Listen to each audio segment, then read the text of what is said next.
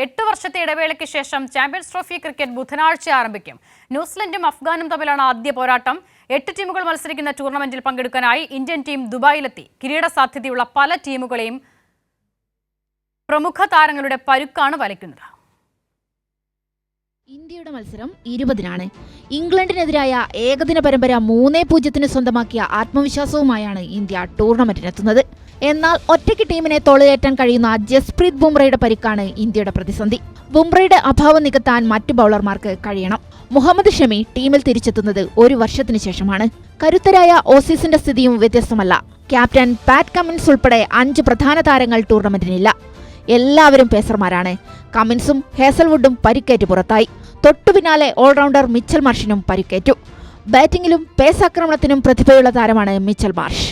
ബൌളിംഗിൽ കരുത്തേകാൻ മിച്ചൽ സ്റ്റാർക്കും ടീമിലില്ല. വ്യക്തിപരമായ കാരണങ്ങളാലാണ് സ്റ്റാർക്ക് പിന്മാറിയത്. Medium pace allrounder Marcus Stoinis ഇതിനിടെ ഏകദിനത്തിൽ നിന്ന് വിരമിച്ചു. ആദ്യ മത്സരം ന്യൂസിലാൻഡും അഫ്ഗാനും തമ്മിലാണ്. രജിൻ രവീന്ദ്രയുടെ പരിക്കാണ് കിവികളെ വലയ്ക്കുന്നത്. പ്രധാന ബൌളർ ലോക്കി ഫെർഗ്യൂസനും പരിക്കേറ്റു. മറ്റ് പല രാജ്യങ്ങളെയും താരങ്ങളുടെ പരിക്ക് വലയ്ക്കുന്നുണ്ട്. Sports desk, Kairali news.